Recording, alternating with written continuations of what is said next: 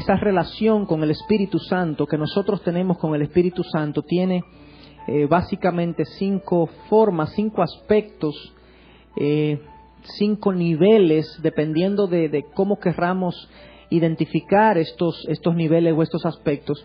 El primero de ellos decíamos que es la regeneración. Nosotros cuando somos inconversos, cuando no tenemos al Señor Jesucristo en nuestro corazón, no lo hemos aceptado como Señor y Salvador, nos encontramos en una condición de ceguera espiritual, de mortandad espiritual.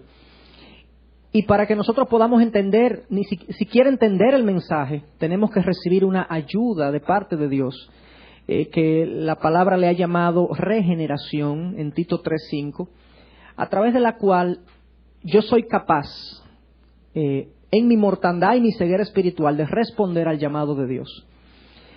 Luego de eso, entonces, luego de que yo respondo al llamado de Dios, porque Él me ha regenerado, me ha abierto los ojos, me ha dado nueva vida, entonces la palabra dice que el Espíritu Santo viene a morar en nosotros, viene a ser de nosotros su templo. Él nos habita y entonces nosotros estamos literalmente llenos del Espíritu, o más bien con su morada en nosotros. Eso está en Romanos 8:9. Claramente dice ese pasaje que el que no tiene al Espíritu no es de Cristo, lo que implica que todo el que es de Cristo tiene al Espíritu. Posteriormente, en Efesios 1:13 se nos habla de que el Espíritu Santo nos ha sido dado como un sello. Es una de las formas, o es la manera que Dios utiliza para literalmente marcarnos como su propiedad. Y ese sello que Él pone en nosotros es un sello que es indeleble y es de hecho la garantía de que si hemos recibido su Espíritu, hemos de recibir todas las demás promesas que han sido dadas para nosotros. Es una garantía a través de su sello que nos da Dios. Entonces somos regenerados, respondemos al llamado, el Espíritu Santo viene a morar en nosotros, somos también sellados y entonces recibimos también el bautismo del Espíritu Santo, que en 1 Corintios 12, versículo 13, claramente nos dice que el bautismo del Espíritu Santo es el acto que Dios hace a través del cual Él nos hace parte de su iglesia. Nosotros antes no éramos parte de la familia de Dios, no éramos parte de la iglesia de Dios, no éramos parte de su cuerpo.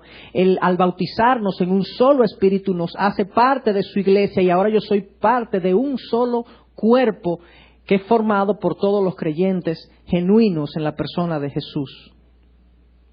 Todas esas cosas, esas etapas o esas capas suceden prácticamente de manera simultánea.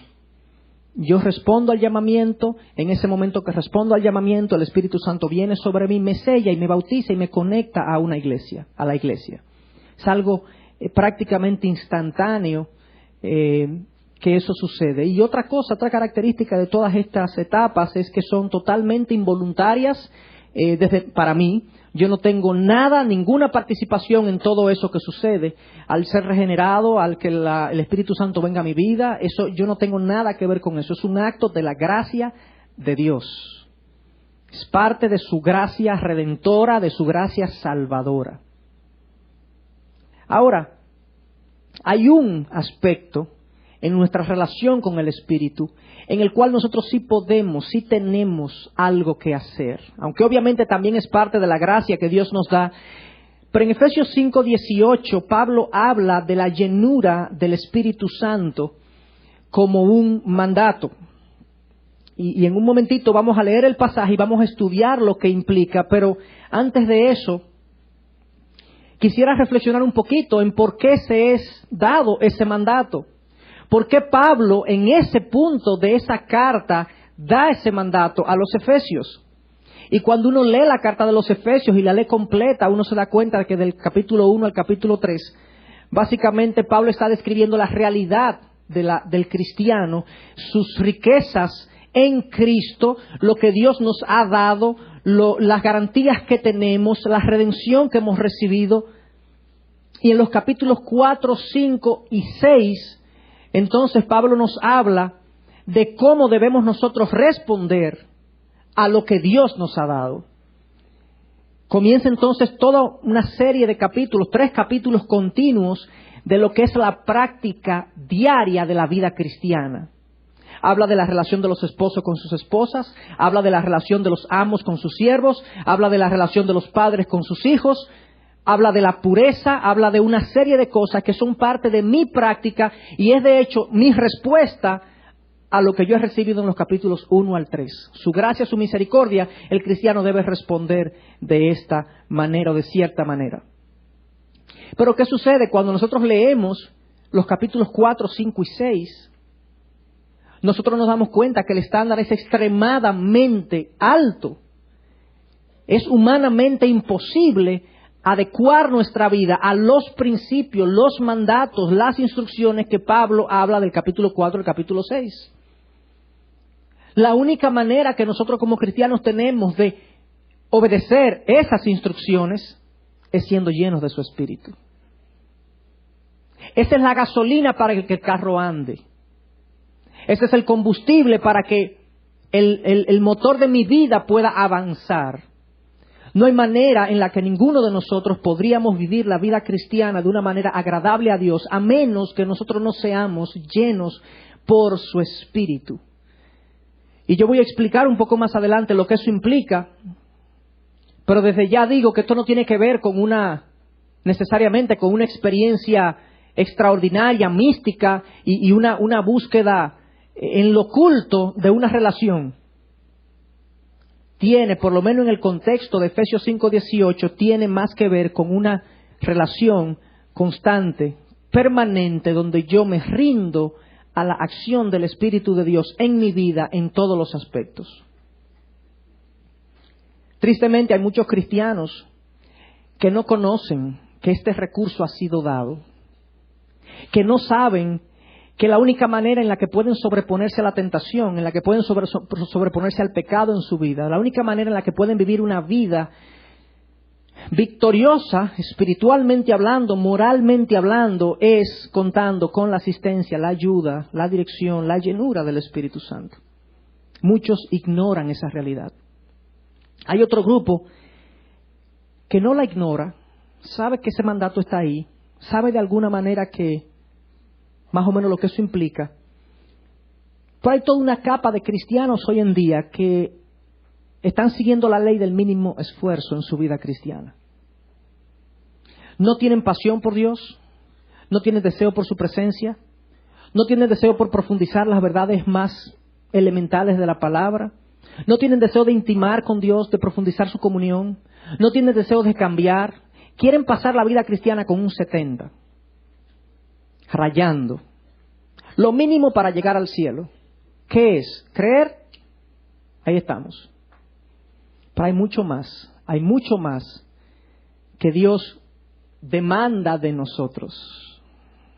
No lo voy a poner en términos que Dios nos puede dar, aunque también es cierto, pero que Dios demanda y espera de seres humanos que han sido comprados con el sacrificio de sangre de su Hijo Jesús.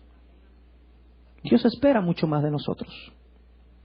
Y por último, hay un grupo que ha entendido esto y está en su búsqueda, con la intención de profundizar y de llegar a una relación con Dios satisfactoria, no solamente satisfactoria para Él, pero agradable a su Dios. Y esa es la condición de una persona llena de su Espíritu. En Primera de Tesalonicenses, Pablo habla de un término que a mí me choca mucho y es muy retador para mí. Hay 4 pasajes en las cartas de Pablo que dicen prácticamente lo mismo. Primera de Tesalonicenses 2, versículo 12, dice: para que anduvierais como es digno del Dios que os ha llamado a su reino y a su gloria. Pablo viene hablando con los tesalonicenses y él los exhorta. De hecho, el versículo 11 dice: os exhorto. Yo los exhortaba a ustedes a que anduvieran de una manera digna del Dios que os ha llamado a su reino, a su gloria. ¿Cómo creemos nosotros que podemos vivir de una manera digna del Dios que nos ha llamado, a menos que no tengamos la asistencia, la dirección y la influencia del Espíritu Santo en nuestras vidas? Es imposible.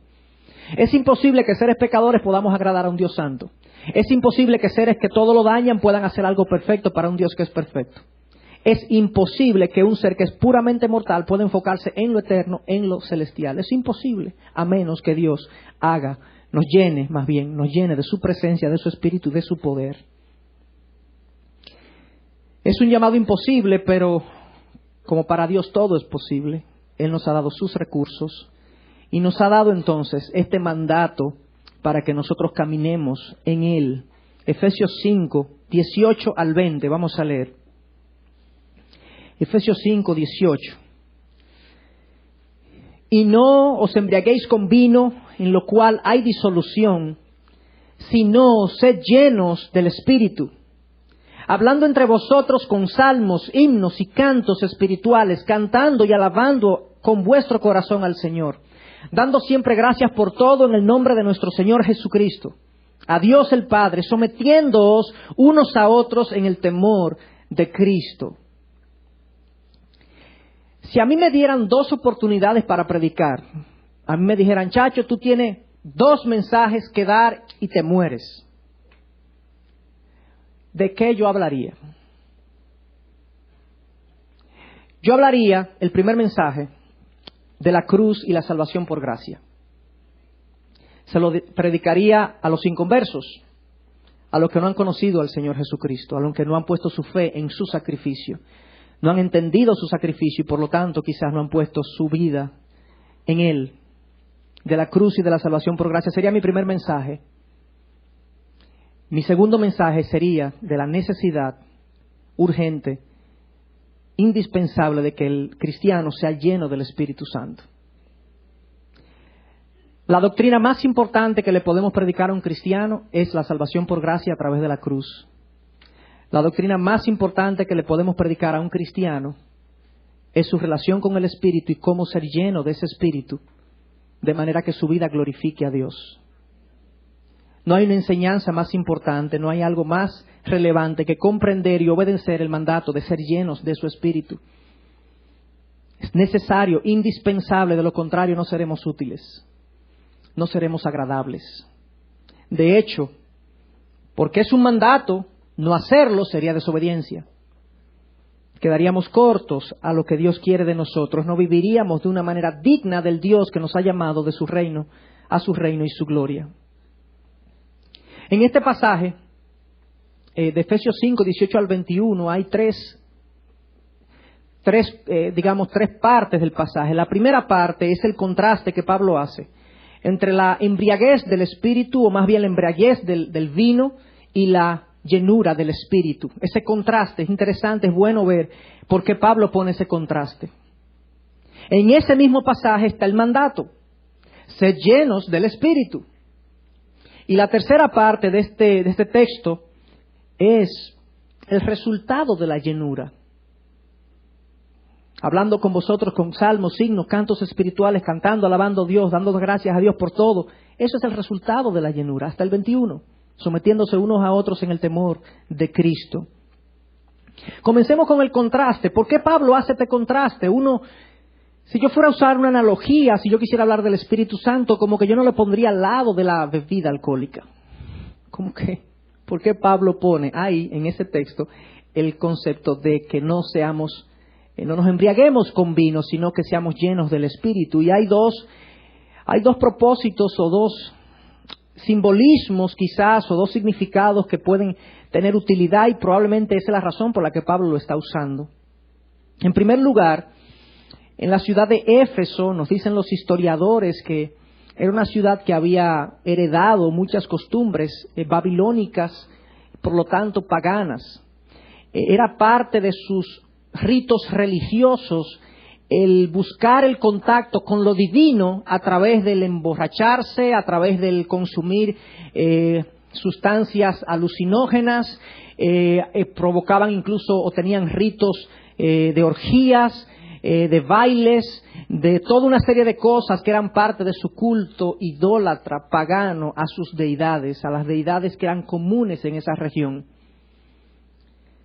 Era común entonces que la gente, viniendo de esa tradición, habiendo quizás visto ese contexto, pues pensara que el contacto con lo divino, el contacto con Dios, tenía que ver con el consumo de sustancias que me sacaban de mí. donde yo tenía una experiencia fuera de mis cabales para yo poder estar en contacto con lo divino. Pablo dice, nada que ver con el Dios verdadero, con el Espíritu Santo. Eso no tiene nada que ver con la relación que ustedes deben tener con el Espíritu de Dios. No os embriaguéis con vino. Esa no, en otras palabras, esa no es la manera de relacionarse con el Dios verdadero. Esa no es la manera con la que ustedes deben buscar tener contacto con lo divino. Yo les voy a decir cómo tener contacto con lo divino. Sean llenos del Espíritu. Y eso tiene una implicación práctica que vamos a ver dentro de un momento. Esta misma práctica, digamos, cuando nos vamos a Hechos 2, versículo 6, estaban los discípulos reunidos esperando el Espíritu Santo. Y dice que pasó un viento y vino un viento recio, y dice en el versículo 6, y al ocurrir este estruendo, la multitud se juntó y estaban desconcertados porque cada uno les oía hablar en su propia lengua. Las personas que estaban ahí oyeron a los discípulos que fueron bautizados con el Espíritu, o llenos del Espíritu, es la expresión, llenos del Espíritu, comenzaron a hablar en otras lenguas. Versículo 12, todos estaban asombrados y perplejos, diciéndose unos a otros, ¿qué quiere decir esto? ¿Esto es otro culto pagano? ¿Esto es otra creencia de los que creen que lo divino se toca con lo embriagante? Versículo 13, pero otros se burlaban y decían, están borrachos. Relacionaron la experiencia del Espíritu con la borrachera. Relacionaron lo divino con la borrachera. Era parte de sus cultos paganos, era un pensamiento común. Pero Pedro, en el versículo 15, estos no están borrachos como vosotros suponéis. Sabemos que lo que sigue a ese versículo es que Pedro cita la promesa de Joel, donde se había prometido que el Espíritu Santo vendría sobre los discípulos de Dios, sobre los hijos de Dios, precisamente para poder hacer de ellos un pueblo. Entonces, esto es lo que Pablo les está diciendo. Relación con Dios, olvídense de las prácticas y costumbres que ustedes están pensando que es la manera de relacionarse con lo divino. No es así. No es así en la forma como se deben relacionar con el Dios verdadero. Pero por otro lado también tiene otra implicación y otro posible significado y completaría, digamos, la explicación con eso. Cuando yo estoy borracho de vino, borracho de alguna bebida alcohólica, alguna sustancia alucinógena o embriagante, yo hago cosas que no haría en condiciones normales. Yo estoy, decimos nosotros hoy en día, bajo la influencia del alcohol, bajo la influencia de la droga. ¿Por qué? Porque el producto de consumir ese tipo de bebidas es que producen en nosotros emociones, reacciones, acciones que en condiciones normales nosotros no haríamos y no sería la forma de actuar. De la misma manera, el que está lleno del Espíritu comienza a actuar de maneras, de formas que no le son naturales humanamente hablando. No es natural para un ser humano pecador que busque y persiga la santidad. Eso no es natural. No es natural para un ser humano que él busque a Dios. De hecho, Romanos 3 nos dice que ningún ser humano busca a Dios. Y por lo tanto, cuando un ser humano lo busca es porque él está actuando de manera que no le son naturales. De la misma manera, la llenura del Espíritu en el cristiano es lo que permite que el cristiano esté en paz en la tribulación. Que esté en gozo cuando otros están en tristeza. Que resista la tentación cuando otros sucumben. Esa es la razón por la que la influencia del Espíritu Santo nos lleva a acciones, emociones, reacciones que no nos son naturales. Y ahí la ilustración tiene mucha fuerza. Hacia lo que Pablo está apuntando es, olvídense de que ustedes se van a relacionar con el Espíritu Santo de esa manera, como lo hacen los paganos, pero además de eso, a lo que Pablo está apuntando, y lo vamos a ver ahora, es que ustedes tienen que dejarse influenciar, ustedes tienen que dejarse liderar, guiar por el Espíritu Santo para poder ser llenos de su presencia. Por definición, esa es la llenura del Espíritu, dejarse guiar. En Lucas 1, versículo 15, increíblemente, cuando se habla de la venida de Juan el Bautista o del nacimiento de Juan el Bautista, el ángel le dice a sus padres, le dice, porque él será grande delante del Señor, no beberá vino ni licor y será lleno del Espíritu Santo aún desde el vientre de su madre. La misma relación. Aquí lo que el ángel está diciendo, este ser que va a nacer, Juan el Bautista, no estará influenciado por ninguna otra cosa que no sea el Espíritu de Dios. No estará bajo la influencia ni de vino ni de alcohol que tiende a influenciar a los hombres en cosas que no les son normales o inmorales, sino que va a estar influenciado por el Espíritu Santo. Ese es el contraste que Pablo hace en ese pasaje. De ahí entonces porque él pone la embriaguez de vino junto con la llenura del Espíritu. Pero vamos a estudiar el mandato entonces. ¿Cuál es el mandato? 5:18, la segunda parte. Y no os embriaguéis con vino, en lo cual hay disolución, sino sed llenos del Espíritu. Y vamos a tratar de extraer, digamos, todas las implicaciones de esto. Algunas de estas cosas yo ya las mencioné en mi mensaje pasado como una introducción, pero quizás ahora podemos dar un poco más de detalle. En primer lugar, sed llenos. Esto no es una sugerencia, hermanos. Esto no es opcional. De hecho, cuando uno lee la Biblia, muy pocas veces nos encontramos con sugerencias de Dios. Dios no escribe su Biblia y pone nota. Se sugiere que el cristiano ande lleno del Espíritu. Se sugiere, es lo ideal, que el cristiano rechace las obras de la carne. Lo mejor sería que ustedes no se contaminen con la inmoralidad. Eso no es lo que oímos en la palabra constantemente. Dios es Señor. Dios es amo y Rey del universo. Él ordena, Él decreta, Él dispone, Él prescribe. Nosotros aquí abajo obedecemos. Ese es el mandato. Ese es más bien el tiempo verbal, es imperativo, es una orden que se nos da de que seamos llenos del Espíritu. La implicación es que el que no está lleno del Espíritu está pecando. El que no se llena del Espíritu está pecando.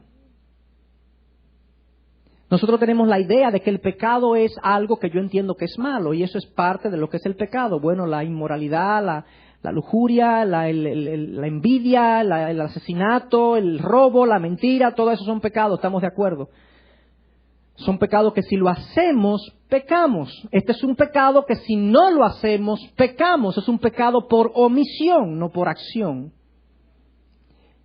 Pecado no es lo que yo considero malo, es la violación a lo que Dios ha establecido y ha dicho y ha prescrito. Por lo tanto, si Él dice, sed lleno, si hay un cristiano que no está siendo lleno o no está detrás de su llenura del Espíritu, está en una condición de pecado frente a Dios y debe confesar ese pecado y decirle, Señor, perdóname porque yo no te he buscado como tú me ordenas que te busque, porque yo no te he amado. De hecho, este pasaje tiene dentro la idea del primer mandamiento. Amar a Dios con todo tu corazón, con todas tus fuerzas, con toda tu mente. Díganme, ¿qué implica amar a Dios con toda la mente, con todo el corazón, con toda la fuerza, con todo lo que tenemos? Es ser lleno de su presencia, llenos de lo que Él es, buscarle con toda la intensidad que nosotros podamos tener. Pero hoy en día es muy común ver una nueva clase de cristianos. Una clase de cristianos que están tratando de pasar, como yo decía al principio, con lo mínimo. Y lamentablemente, al mantenerse en la periferia espiritual, no solamente están perdiendo bendiciones para su vida, porque si esa es la motivación que nos mueve a buscar a Dios, es una motivación egoísta, pero no están glorificando, honrando a Dios, no están viviendo de una manera digna, como dijimos al principio, de aquel que nos ha llamado a su reino y a su gloria. Un grupo de cristianos que ha entendido que Él va para el cielo, pero los costos y los precios y los sacrificios aquí no están muy dispuestos a pagarlo. Y han sacrificado la llenura del Espíritu y han lamentablemente evitado que su vida refleje a ese Dios que nosotros representamos. Es un mandato, eso es lo primero que tenemos que tener pendiente. Es algo que se nos instruye a obedecer, se nos prescribe a obedecer. Número 2, el tiempo verbal es presente. La traducción literal sería: manténganse siendo llenos continuamente. Esto no es algo que sucede una vez. Me llené hoy y mañana yo me mantengo lleno porque me llené hoy. No funciona así la llenura del Espíritu. Así funciona la regeneración, así funciona el sellamiento, así funciona la habitación. Cuando yo peco, el Espíritu no se va, se mantiene ahí, pero se entristece, se apaga, se contrae. Esas cosas no se van, no se disminuyen ni nada de eso. Pero la llenura se puede ir. Por eso me dice, sed llenos. Implicación, había gente en Efesios que no era llena del Espíritu, que no estaba llena. Había sido salva, había sido regenerada, sellada, tenía el Espíritu Santo en su corazón, pero no tenía la llenura, por lo tanto no estaba glorificando a Dios con su vida. Estaban batallando probablemente con su carne, estaban batallando con sus tribulaciones. Un cristiano derrotado, un cristiano que no tiene en él la visión, los ojos de Dios. Su vista está puesta en el mundo, en lo carnal, en lo material. Vive una vida de mediocridad espiritual. Es algo que yo hago constantemente. Es algo que me demanda mi intención consciente de ser lleno del Espíritu Santo. Mi deseo de serlo. Es algo que yo debo procurar hacerlo. Y está a mi alcance hacerlo porque Dios me manda y Dios me provee los recursos para hacerlo. Y si Él me manda, Él me va a dar lo que yo necesito. Es un mandato. Segundo, es algo continuo que yo debo hacer día tras día, momento tras momento, decisión tras decisión, tratar de que el Espíritu Santo esté detrás de cada decisión, de cada obra, de cada acto, de cada mirada que yo tengo. Tercera cosa que está implícito en la gramática de este texto. Está en tiempo pasivo. Es un imperativo, está en presente, pero es pasivo. En otras palabras, déjate llenar siempre por el Espíritu. Eso es lo que está diciendo. Déjate de llenar. Es algo que tú impides. Es algo que yo impido. Que yo evito. Que yo pospongo. Porque no he hecho ciertas cosas o he hecho ciertas cosas. O he contristado al Espíritu por cosas que he hecho o lo he apagado por cosas que yo no he dejado que Él haga. Pero en ambos casos, el Espíritu deja de manifestarse en mi vida. Su llenura se reduce, Él se retrae. Entonces,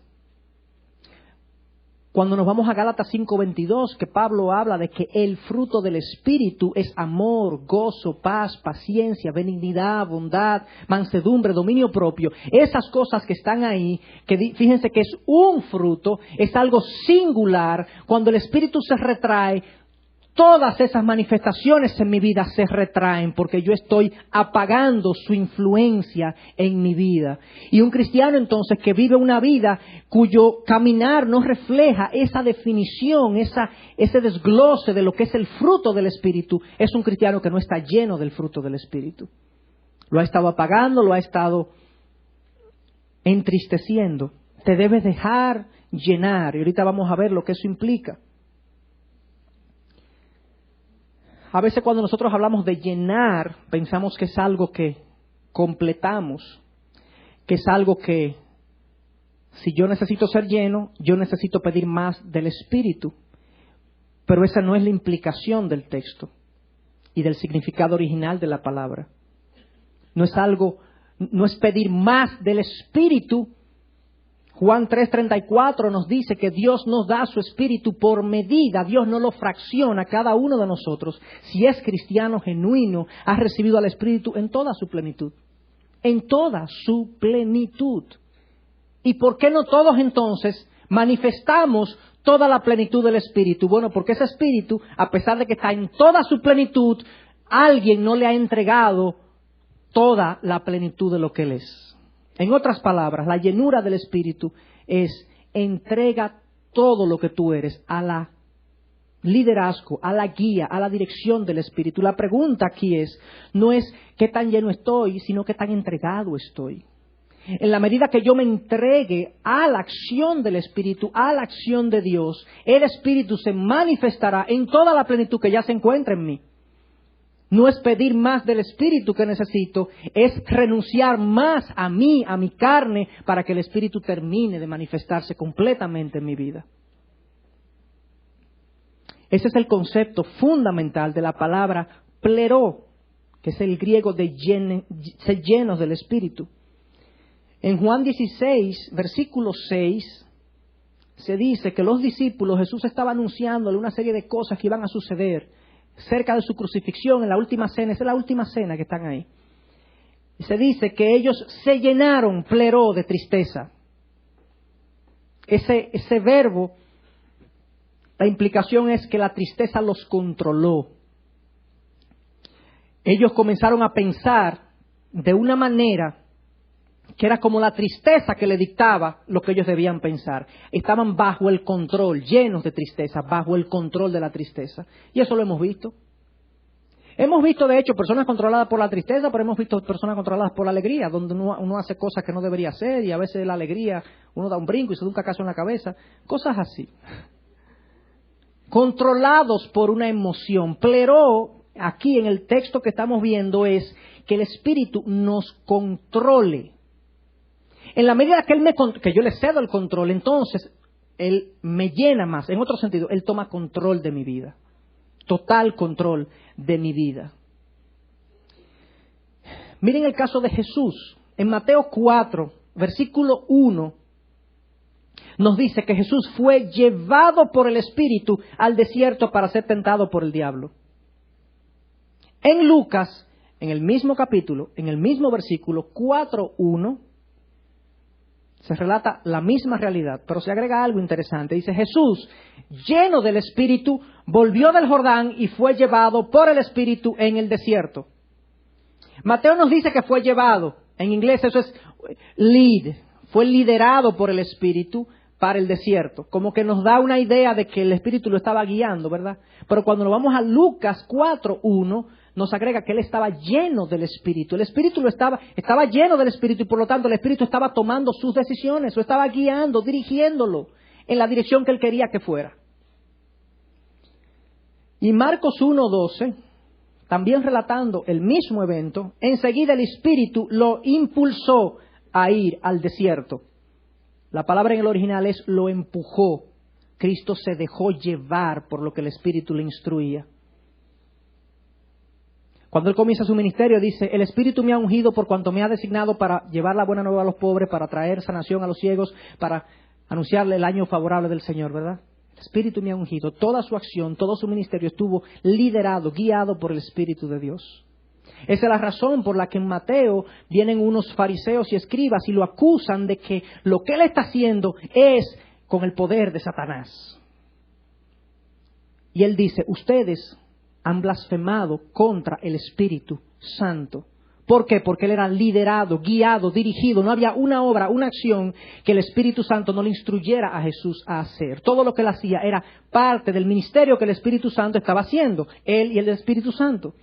Ustedes han blasfemado no contra mí, no contra el Espíritu. Y eso es imperdonable. Y no vamos a entrar en ese tema hoy, pero esa es la razón por la que Él dice, han blasfemado contra el Espíritu Santo. Porque Él es que me dirige, que me orienta, que me dice dónde ir. Entonces, solamente yo creo que es bueno hacer la aclaración. Hay una discusión entre diferentes facciones de nosotros los cristianos acerca de lo que significa, implica la llenura. Y hay un grupo que piensa que la llenura es más bien, es una experiencia sobrenatural. La llenura es una experiencia sobrenatural de alguna manera, pero es como una experiencia que se da en un momento dado de mi vida, que yo oro por ella, que a que me impone las manos, y fue lleno del Espíritu.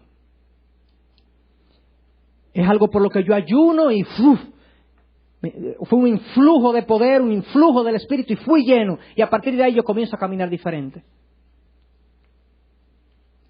Aunque hay ejemplos así en la Biblia, en el Nuevo Testamento, esa es otra palabra, no es pleró.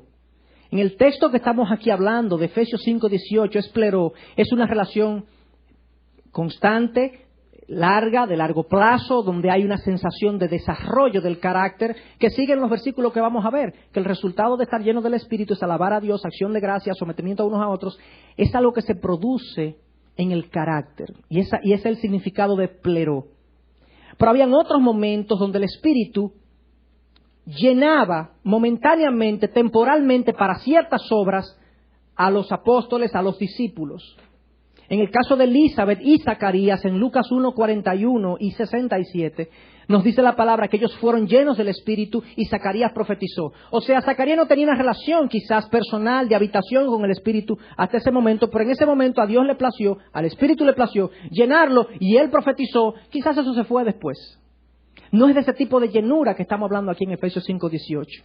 Una llenura que no depende de mí, que es soberana, que viene de Dios, que Él lo hace porque Él quiere hacer algo especial conmigo. Es otra cosa. Es una experiencia temporal que da poder para el ministerio y para el servicio. Pedro, en Hechos 4, 8, se paró y dice la palabra, lleno del Espíritu Santo, habló, predicó, y sabemos que se convirtieron 3,000 almas ese día. Una habilitación especial de poder para una obra en particular. Eso no es pleró, eso es pimplemi. Es otra palabra. Entonces, cuando entendemos que son dos cosas diferentes, no hay tanta discusión y diferencia entre lo que plantean los que dicen, aquel grupo que dice que la llenura del Espíritu es solamente la palabra y que no hay poder de manifestaciones, de poder externo en la llenura del Espíritu. Pero hay otras manifestaciones que pueden darse, que el Espíritu puede producir, que están bajo su soberanía y que están en la palabra. Eso solamente para aclarar un poco la discusión. Ese no es del tipo de llenura que estamos hablando. Estamos hablando de llenura que se hace realidad en la medida que yo me rindo a la voluntad y a la influencia del Espíritu de Dios. A menos que yo no la tenga esa llenura, hermanos, a menos que ustedes no la tengan, está disponible para todos, no está disponible para los pastores ni para los ancianos nada más. Es un mandato a todo creyente, a todo cristiano. Nosotros no seremos útiles en la obra de Dios o efectivos en la obra de Dios. Cada vez que Dios quiso buscar un obrero, un siervo, en el perfil del puesto estaba que sea lleno del Espíritu Santo. Hechos 6, versículo 5. Lo propuesto tuvo la aprobación de toda la congregación y escogieron a Esteban, un hombre lleno de fe y del Espíritu Santo. Hechos 9, versículo 17. Hablando de Pablo. Ananías fue y entró en la casa y después de poner las manos sobre él, dijo, hermano Saulo, el Señor Jesús, que se te apareció en el camino por donde venías, me ha enviado para que recobres la vista y seas lleno del Espíritu Santo. Pablo, no te puedo ir al ministerio hasta que no seas lleno del Espíritu Santo. Esa fue la razón por la que los discípulos esperaron en el aposento alto antes de salir a predicar y a ministrar. Jesús le dijo, no salgan hasta que no venga sobre ustedes el poder, hasta que no sean llenos del Espíritu Santo. ¿Y cuál es el secreto de la iglesia primitiva? El secreto del éxito ministerial de la iglesia primitiva. Podemos decir sus estrategias de evangelización, podemos decir todo, pero el secreto está en que era una iglesia rendida a la acción de Dios en sus vidas. Eran gente llena del Espíritu, guiados por el Espíritu, que eran consistentes con su palabra revelada y se movían donde el Espíritu los movía y no iban donde el Espíritu no les indicaba y no pecaban de la manera que el Espíritu les decía que no lo hicieran. Otro caso, Hechos 11, versículo 24, hablando de Bernabé. Bernabé fue enviado a Antioquía y miren la condición. Escogieron a Bernabé porque era un hombre justo y lleno del Espíritu Santo y de fe. Wow, era como parte del perfil. Siervos llenos del Espíritu. ¿Por qué? Porque un individuo no lleno del Espíritu, un cristiano no lleno del Espíritu, en una posición de servicio, es un individuo apesadumbrado, es un individuo mal agradecido, es un individuo chismoso, no sano, que está todavía peleando en quién es el Señor, si yo o Dios. Es necesaria la llenura del Espíritu, el control total del Espíritu en mi vida para que cuando yo haga un servicio, ese servicio sea de edificación a la iglesia, que no haya celos, que no haya rencilla, que yo acepte la crítica, que yo pueda aceptar el error, reconocerlo, pedir perdón. Eso es un individuo lleno del Espíritu, un individuo con actitud de servicio. ¿Qué es lo que hay que hacer? ¿Limpiar el piso? Vamos a limpiar el piso. No, yo no voy a hacer eso porque imagínense, yo a esta altura del juego, ¿cómo yo voy a hacer eso? Quizás no lo decimos, pero a veces, tú sabes. Necesitamos gente llena del Espíritu que sirva. Esa parte del perfil de los siervos que fueron escogidos para servir en la iglesia primitiva. Increíblemente, cuando vamos a ver la vida de Esteban, sabemos que murió martirizado, fue el primer mártir de la iglesia. Y nos dice el texto, nos dice el libro de los Hechos, que en el momento que él iba a ser apedreado, él se arrodilló, comenzó a orar, vio los cielos abiertos, vio a Cristo sentado a la diestra de Dios. ¡Wow! ¡Qué gracia de parte de Dios! Que siendo apedreado, Dios le dice, mira, te estoy esperando. Yo me imagino que Esteban en su corazón lleno del Espíritu, es una especulación, decía, Maduro, tírame Maduro, para irme rápido. Viendo esa visión del cielo abierto y el Hijo de Dios sentado a la diestra de Dios. Si no hubiese sido lleno del Espíritu, no es un hombre que acepta y pasa el martirio de esa manera. De los primeros diáconos, un diaconito era Esteban, de la iglesia primitiva, ha hecho historia por su fe, por su aceptación de la soberanía de Dios, haber muerto apedreado y haber muerto diciendo, Padre, perdónalos, no le tomes en cuenta este pecado. Eso es llenura del Espíritu. Así es la gente que necesitamos. Entonces, si es un mandato, si es indispensable, si es necesario, ¿qué yo tengo que hacer? ¿Okay? Ser llenos. Señor, entonces, ¿qué hago? ¿Por dónde comienzo? ¿Por dónde empiezo? Lo primero es una verdad muy vieja. Es que hay que morir a uno mismo. En el concepto mismo de que debemos dejarnos controlar por el Espíritu, implica que yo tengo que abandonar el control de mi vida.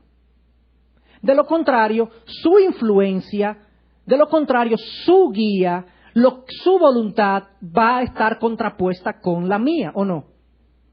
Implícitamente, en el concepto de que debemos dejar que el Espíritu controle mi vida, se encuentra el hecho de que yo debo renunciar a mi vida. La llenura del Espíritu se consigue con el vaciamiento de la carne. ¿Quieres ser lleno? Vacíate de ti mismo, muere a ti mismo. Uno puede decir, bueno, pero la vida cristiana es dura, esto es un sacrificio muy grande, porque imagínate tú, bueno, no lo voy a rebajar porque Cristo no lo rebajó. Cristo dijo, el que quiera venir en pos de mí, tome su cruz y sígame cada día. Pero también dijo que el que pierda su vida por causa de mí, la ganará. Entonces no hay manera de perder. ¿Es un sacrificio la vida cristiana? ¿Ustedes quieren una vida más sacrificada que la vida en el mundo?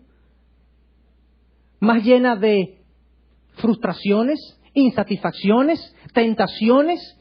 ¿Ustedes quieren una vida más sacrificada que el mundo? ¿Y cómo le llamamos a eso? ¿Cómo le llamamos a cuando viene un problema y yo no tengo de qué agarrarme? Cuando se me muere mi hijo y yo no entiendo el propósito.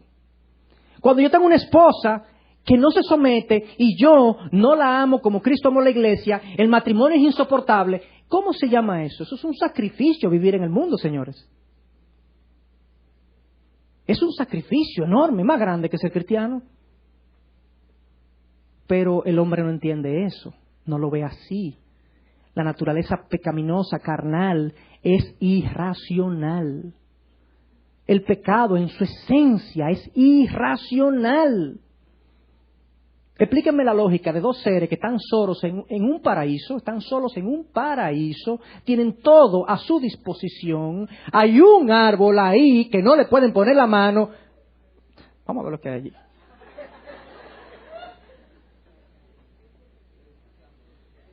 Todo un jardín, una plenitud, una comunión con Dios. Déjame probar esta frutica, porque qué. Cuidado si hay algo aquí que yo no conozco, que yo no sé. El engaño del pecado. Y el engaño del pecado tiene ¿cuánto? 8,000, 10,000 años. Si seguimos mordiendo la fruta del pecado, Dios nos ha prometido todo, nos ha dado todo, redención, perdón, plenitud, llenura, vida abundante. Y el pecado sigue siendo tan irracional como aquel del Edén. El hombre quiere seguir vivo. Pero Cristo dice, muere a ti mismo, toma tu cruz y sígueme. Primera condición para ser lleno. Y eso tiene implicaciones prácticas. Lo primero que yo tengo que entregar son los deseos de mi carne. Los deseos de mi carne, los deseos pecaminosos de mi carne. Hablé un poco del pecado, pero un deseo pecaminoso, bueno, cuando tú te encuentras ante la tentación, un hombre está sentado frente a una televisión y ve una imagen sensual, él está en ese momento en una disyuntiva espiritual. O él le hace caso al deseo de la carne, o él le hace caso al deseo del espíritu. La pregunta es, ¿quién tiene el control de mi vida? ¿Mi carne o el espíritu? En ese momento se decide. Y si él deja el canal y no se para de ahí, él ha cedido el control de su vida, ha disminuido la llenura del espíritu y la influencia del espíritu lo ha entristecido y él no manifiesta el fruto del espíritu. Y cada decisión, por pequeña que parezca, hermanos, una mirada lujuriosa entristece al espíritu. Acuérdense que es el Espíritu Santo. Cuando yo estoy viendo una declaración de impuestos y yo tengo la disyuntiva de si miento sobre mis ingresos o digo la verdad, eso es una disyuntiva espiritual que tiene un impacto en mi vida espiritual, no solamente en mi bolsillo, un impacto en mi vida espiritual. ¿A quién le voy a dar el control? ¿A mi deseo de la carne, de tener más, de poseer más, de lograr más, o al deseo del espíritu que me dice, di la verdad, yo te proveeré? Hay hasta una semilla de incredulidad cuando hacemos pecados financieros, pensando que tenemos que garantizarnos las cosas porque Dios no estará ahí o no sé. Cuando yo soy ofendido por alguien, por mi esposa o por mi hijo o por quien sea, yo tengo una disyuntiva espiritual. O yo reacciono airadamente, hirientemente, o yo reacciono mansamente y evito que la carne se haga cargo. Lo primero que tiene que morir son los deseos de la carne. Y pueden haber deseos muy malos, como les acabo de describir, pero otros no tan malos, como dormir de más, como ver más televisión de la cuenta, como todas las cosas que nos impiden crecer, profundizar, nos impiden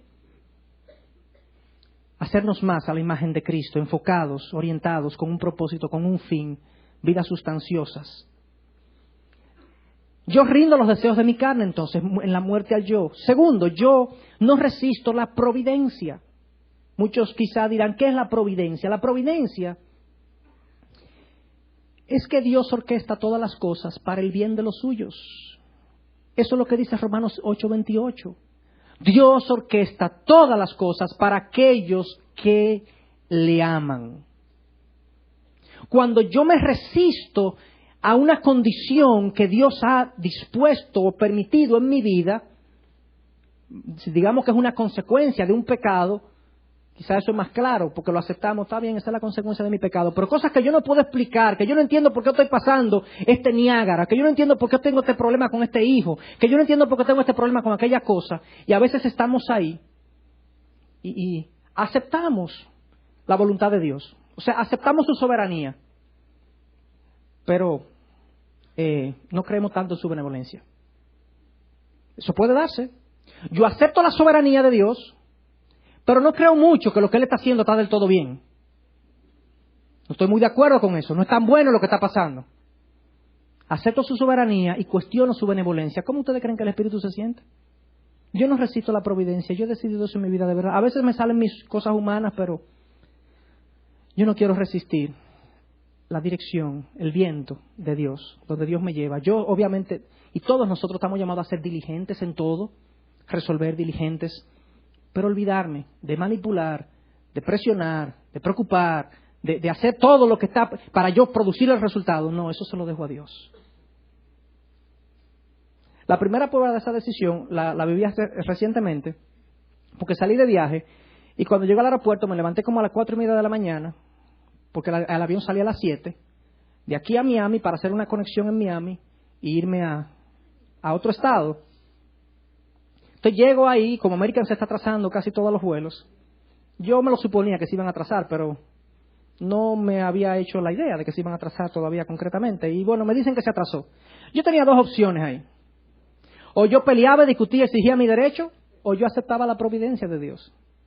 O sea, bueno, señor, yo estuve aquí temprano, a mí no me dejó el avión. Esa muchacha en el counter no puede traer un avión. ¿Qué hago yo? Está bien, gracias. Al final, adentro en la inmigración me encontré con un amigo y pude ponerme al día, hablar muchísimas cosas con él. Y yo, bueno, gloria a Dios. No resisto la providencia. ¿Qué es lo que tú quieres, Señor? Tú me has permitido estar en esta condición. Yo no lo entiendo, a mí no me gusta, pero yo sé que tú eres bueno, yo sé que tu voluntad es perfecta, agradable, yo me rindo a ella. Agradecidamente. La muerte al yo. La muerte al yo. Y número 3, yo tengo que poner, y nosotros tenemos que poner nuestros afectos en Dios, nuestros amores en Dios. Dios tiene que ser el objetivo de nuestra vida. El deseo principal, su causa, su nombre. Y cuando eso suceda, comenzaremos a ver cosas que no nos son naturales. Comenzaremos a ver que estamos actuando como que nosotros mismos no lo entendemos. Mira, me pasó esto y yo no sé cómo yo reaccioné así. Hasta tú mismo te vas a sorprender porque es el fruto del Espíritu. Cuando lo produzca, tú te vas a sorprender porque tú te conoces y tú dices que yo no soy así. Cuidado, si yo me estoy poniendo loco, no. Yo no soy así. Me sorprende la forma como el Espíritu me lleva a reaccionar. Porque yo he permitido que Él ejerza una influencia en mí. ¿Qué sucede entonces con los que están llenos del Espíritu? ¿Cuál es el resultado? La tercera parte del texto. Versículo 19. Llenos del Espíritu, ¿verdad? Hablando entre vosotros con salmos, himnos y cantos espirituales, cantando y alabando con vuestro corazón al Señor. ¿Qué es eso? Gozo, alabanza, regocijo. Eso es un fruto del Espíritu. Versículo 20. Dando siempre gracias por todo en el nombre de nuestro Señor Jesucristo, a Dios Padre. ¿Qué es eso? Gratitud, contentamiento, aceptación. Eso es parte del fruto del Espíritu. 21. Sometiéndoos unos a otros en el temor de Cristo. ¿Qué es eso? Cuando yo me someto los unos a los otros, yo estoy teniendo paciencia, yo estoy teniendo humildad. Eso es parte del fruto del Espíritu. El efecto de la plenitud y la llenura del Espíritu en mi vida es básicamente un carácter transformado.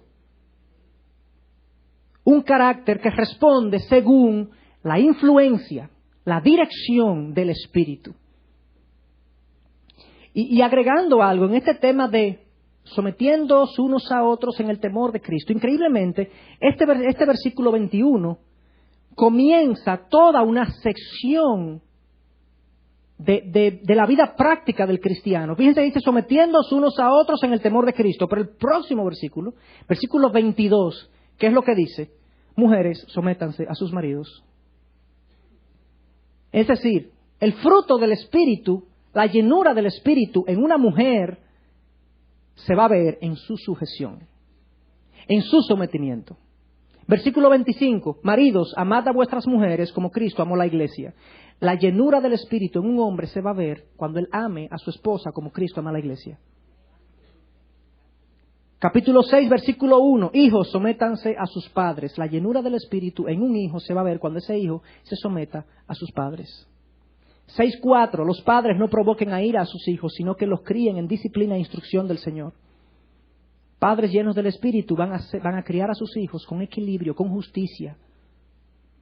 6.5, los siervos sométanse a sus amos, empleados llenos del Espíritu van a estar sometidos a sus amos, a sus jefes. Aquí el mandato es más fuerte porque le está llamando a los esclavos a someterse a sus amos. Esto no es al empleado de hoy, que se siente que es un esclavo, pero no es un esclavo. El esclavo de esa época no tenía vida. El esclavo de esa época vivía donde el Señor le decía, comía lo que el Señor le decía. Incluso la familia y los hijos eran propiedad del Señor, y si el Señor quería coger su familia y venderla, el Señor la cogía y el esclavo tenía que quedarse callado. Eso es un esclavo. Y Pablo dice, vamos, esclavos, sométanse a sus siervos. Exacto, a sus amos. Pedro más adelante dice, aún a aquellos que son insoportables. La llenura del Espíritu. 6:9, amos traten justamente a sus siervos. Un amo lleno del Espíritu tratará a sus siervos justamente, tratará a sus esclavos justamente. Sométanse unos a los otros, dice el versículo 21. Unos a otros. Mujeres, sujétanse a su marido. Maridos, amen a sus mujeres. Padres, críen a sus hijos. Hijos, sométanse a sus padres. Siervos, sométanse a sus amos. Amos, sométanse o traten justamente. Es un sometimiento mutuo. Parte de la llenura del Espíritu son relaciones sanas. Relaciones sanas que funcionan. Matrimonios que funcionan, relaciones laborales que funcionan, porque hay un individuo entregado a la acción del Espíritu, y la acción del Espíritu trae paz. Entonces, fíjense que no se trata de... No se trata de eso. Dios es poderoso y puede hacer más allá de lo que podemos imaginar. Hizo muchas cosas raras, hasta poner a hablar una burra en el Viejo Testamento. Pero su patrón en el Nuevo Testamento, en la palabra, es la formación de un carácter santo, gradualmente, entregadamente, obedientemente, disciplinadamente, hasta que ese hombre refleje la imagen de su Hijo. Increíblemente, entonces, hay un pasaje paralelo, y con esto concluyo. Hay un pasaje paralelo en Colosenses 3, versículo 16. Yo voy a comenzar a leer desde la mitad del versículo. Dice, y fíjense la similitud que hay entre lo que yo leí y lo que se lee aquí. Con toda sabiduría, enseñándoos y amonestándoos unos a otros con salmos, himnos y canciones espirituales, cantando a Dios con acción de gracias en vuestros corazones. Y todo lo que hacéis de palabra o de hecho, hacedlo todo en el nombre del Señor Jesús, dando gracias por medio de Él a Dios el Padre. Mujeres, estad sujetas a sus maridos como conviene en el Señor. Maridos, amad a vuestras mujeres y no seáis ásperos con ellas. Hijos, sed obedientes a vuestros padres en todo, porque esto es agradable al Señor. Padres, no exasperéis a vuestros hijos para que no se desalienten. Siervos, obedeced en todo a vuestros amos en la tierra, no para ser vistos como los que quieren agradar a los hombres, sino con sinceridad de corazón, temiendo al Señor. Es el mismo pasaje. Es los mismos principios. En el Efesios 5:18, ¿qué produjo eso? La llenura del Espíritu. En Colosenses 3, ¿qué produjo esto?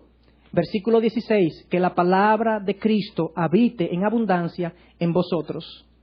Es decir, la llenura del Espíritu produce el mismo efecto práctico que cuando la palabra es obedecida al pie de la letra. En otras palabras, el Espíritu llena al cristiano obediente a la palabra. El Espíritu llena al cristiano obediente de la palabra. Santiago nos decía, sed hacedores, no solamente oidores. Y de hecho pone una comparación y dice, porque el que oye la palabra y no hace nada es como el hombre que se ve en el espejo. ¿Cómo que le dicen? Una manera bonita de decirlo, un eufemismo.